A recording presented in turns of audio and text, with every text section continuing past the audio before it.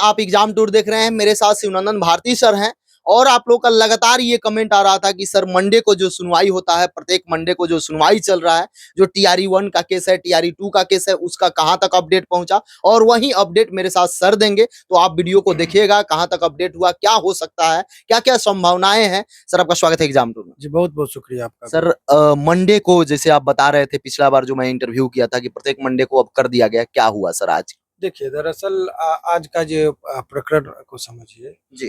कि Patna high court में साल में एक बार गर्मी छुट्टी होती है। साल में एक बार जो 1 महीना के लिए छुट्टी होती है।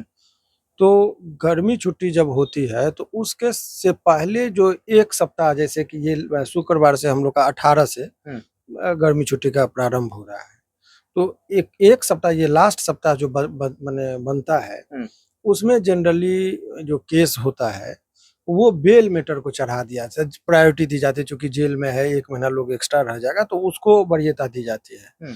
और आज का जो है हम चाहेंगे कि आपको दिखा दें कि हाई कोर्ट में एक और मामला ये हुआ कि एक सीनियर वकील साहब का निधन हो गया जी। जिस वजह से आज हम लोगों का कोर्ट में 1 बजे के बाद श्रद्धांजलि सभा होती है, उसमें चला गया। तो आज का दिन इस तरह से खत्म हो गया।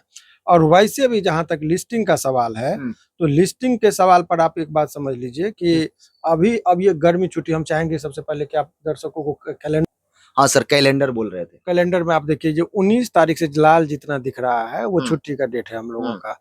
तो ये 19 से दिख रहा है कि मई में जो है हम लोगों का छुट्टी है, मई का है जी। और ये जून का नीचे दिखाई दे रहा है। नीचे कैलेंडर को जो जूम करेंगे तो आपको देखिए नीचे जून वाला में, यानी कि लाल कब तक है, ये फिर 18 यानी 19 से हम लोग का कोर्ट खुल रहा है जून में। तो 1 महीना की कोर्ट की अवधि छुट्टी होने वाली है। जो नीचे वाला जो मैंने दिखाया जून में, और 19 से चालू हो जाएगा। 19 से चालू हो जाएगा ये मई में, यानी कि 30 दिन की लगभग छुट्टी हम लोगों का है।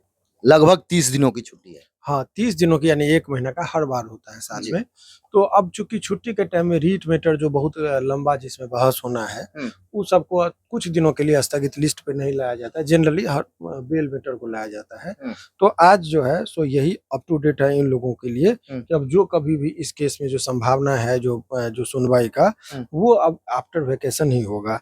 आज जहाँ तक मंडे का सवाल जो मैंने कहा था छात्रों को कि ये है, तो उसमें आज हम लोगों का एक नोटिस आया है, वो भी हम चाहते हैं कि शेयर कर दे आपको, कि वो दिखा देंगे कि जिसमें आज हम लोगों का कोर्ट में जो है सो रेफरेंस उसको कहते हैं, यदि किसी वकील साहब का निधन हो जाता है तो उसमें वो भी हम आपको दिखा दे रहे हैं नोटिस निकाल कर।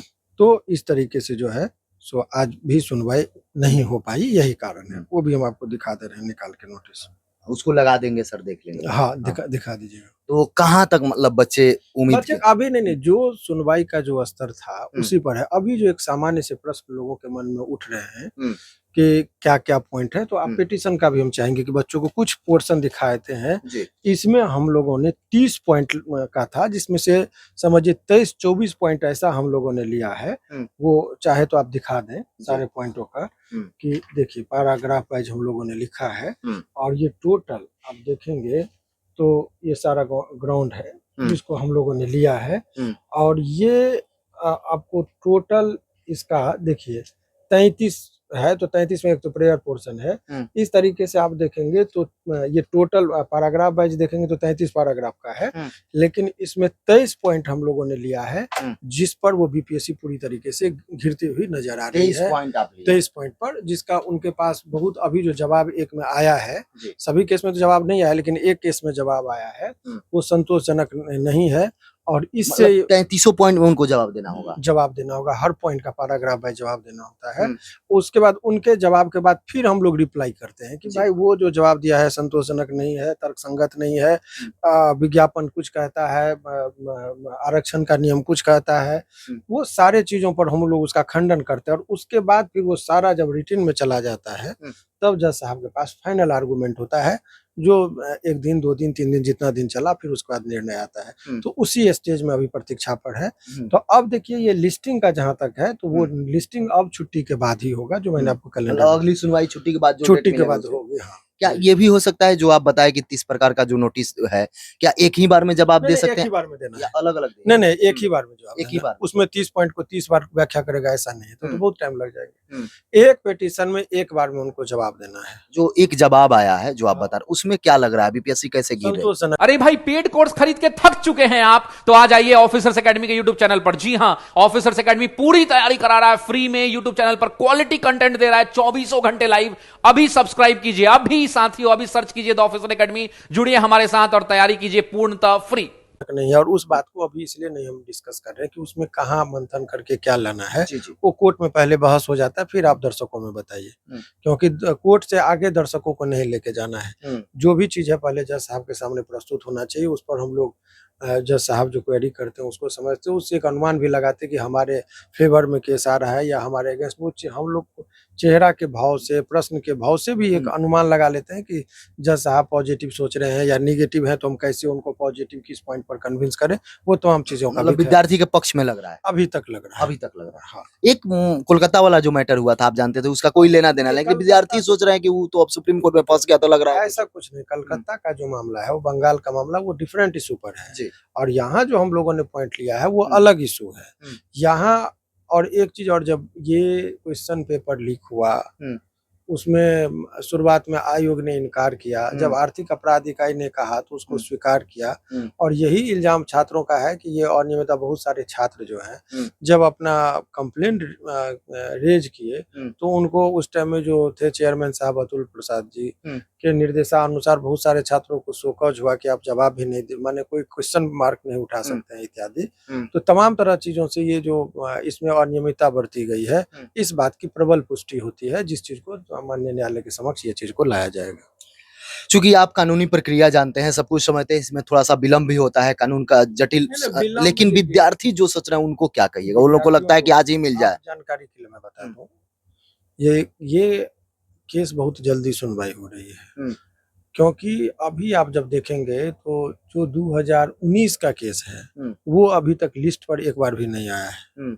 ये छात्रों का संजोग कहिए कि वो जो अभी ऑनरेबल जस्टिस अंजनी शरण साहब के कोर्ट में जो ये मामला है, उन्होंने एक बहुत ही बुद्धिमानी से चीजों को क्या किया कि ईयर वाइज, मान लीजिए 2019 का केस सुनवाई नहीं हुआ और 2024 का कैसे होगा, तो उन्होंने कहा कि एक केस पेंडिंग है तो हम फ्रेश केस को क्यों पेंडिंग रखें। तो इन्होंने सप्ताह में एक डेट निर्धारित किया कि जैसे मान लीजिए सोमवार को 2024 का सुनेंगे, मंगलवार को 2023 का सुनेंगे, बुधवार को 2021 का 22 का, इसी तरीके से सप्ताह में एक दिन। तो चूंकि 2024 का केस का संख्या अभी कम है, इसीलिए ये टेकअप होता है और जल्दी सुनवाई के। तो ये उनका अपना रोस्टर बनाने का जो तरीका है उससे इनको लाभ मिला है। तो 2000, इसीलिए इन छात्रों का केस जो है, मुझे लगता है एज कम्पेयर टू अदर, अब समझिए 2019 का केस पेंडिंग है, 2017 का केस पेंडिंग, ये रिकॉर्ड का चीज है। वो तो छात्र ऑनलाइन भी जाके चेक कर सकते हैं। वकील की भूमिका क्या होती है कि जब आप केस फाइल किए, केस फाइल के बाद जो है सो वो टोकन जनरेट होता है, उसके बाद लिस्टिंग का काम वो रजिस्ट्री का होता है। वो देखते हैं कब किस जज साहब में बेंच में जाना है, कैसे जाना है, कब लगना है।